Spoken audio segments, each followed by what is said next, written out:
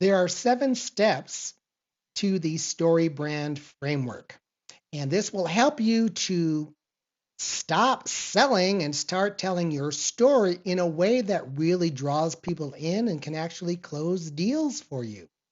And so the first step is to be aware of your hero. Every story has a hero, and popular movies almost always have a very clear hero. If they don't, it's a little bit of a disjointed feeling.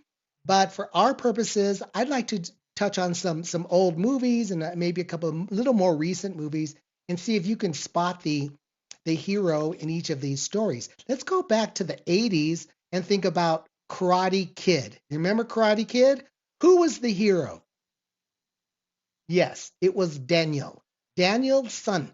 Danielson. Yes, and Daniel was a guy who had moved to California with his mom, and he's a teenage guy, and he just wants to be okay. He just wants kind of be a normal kid, but he is getting bullied.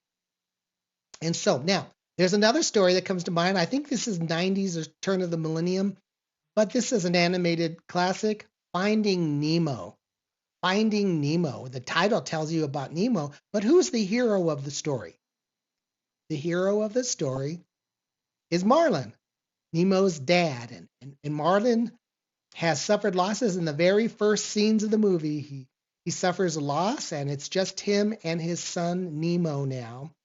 And he loses Nemo to the currents of the ocean. And he's himself a very fearful guy.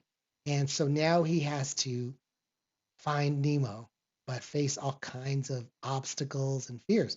So there's Nemo's story and Marlin the hero. Hey, let's think about um, the Hunger Games. The Hunger Games, and the hero is Katniss Everdeen. Katniss is a teenage girl, and she simply wants to live her life and hunt and shoot her bow in the woods and be with her family. But her world is super dystopian. There's just a tremendous amount of oppression and violence in this futuristic world, and her little sister is in danger, and Katniss is drawn into something much bigger than she feels capable of dealing with. But she's going to be our hero. We're pulling for her. She has obstacles. She has dreams, but she has problems. Okay. And then finally, more recently, an Academy Award winner that you may have seen, maybe not, but you should. It's called Coda. CODA stands for Children of Deaf Adults. And in this particular movie, a teenage girl, she is the only member of her family who can hear. And Ruby is torn between loyalty to her family, who she loves deeply and who rely on her quite a bit, and her own love for music and her desire for an education and maybe a life beyond her fishing village and the family business. But boy, does she feel torn. So we look at a movie through the eyes of its hero, and you begin to care about them because their aspirations and their wishes and their hopes are so legit. And maybe you relate to them. Maybe they're far fetched, talking fish, like talking clownfish, who isn't very funny, for example. Um, Somehow you get drawn into caring about these characters and what it is that they yearn for and want. Segue now to you. In your own story, there are things that you have wanted too, even when you were, especially when you were a young person, as some of these characters are. The world just seems so much bigger, and you're just not capable of knowing how to go about pursuing what it is and overcoming the obstacles before you. And so you've done that, and that's probably why some stories and some movies really resonate with you. And so we could explore that together, because that's a way to get to know one another in a team building setting using StoryBrand to talk about movies and talk about how they relate to your own journey. It's great stuff.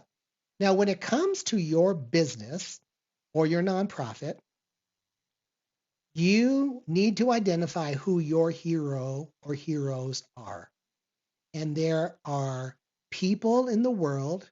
It could be causes, but let's talk about people in the world who you somehow have a big heart for. You care about what they're up against.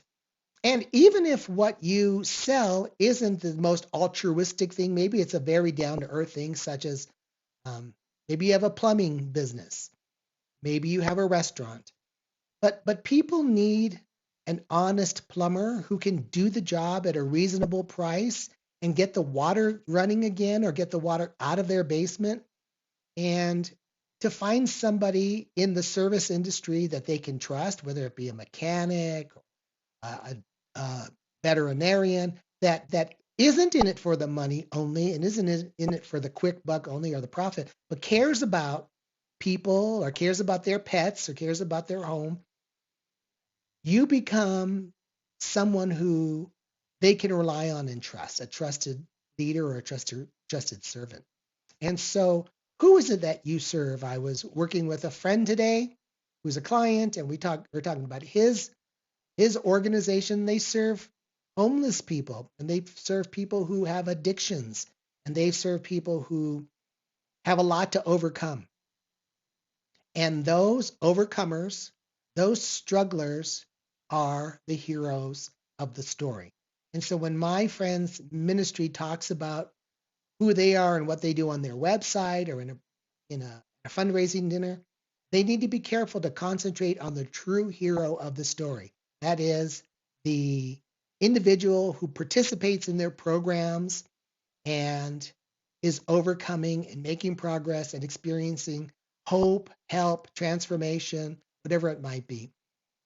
You have a hero, your ideal client. And so I want to ask you to think about that person and what it is that they really want. What is it that they want? Do they want to get away from bullies? Do they want to be able to stand up for themselves? Do they want to be able to um, bring their family back together or find friendship? What is it that they want? What is it that you offer that can help them in that pursuit? That is stage one, the hero of the story brand framework. Think about that, and we'll talk about the next step, which is the hero's problems. And that will take place in our next video. Take care. Feel free to ask a question at coaching@getyourbusinessdone.com or here in the comment section of this video. Take care now and talk to you soon.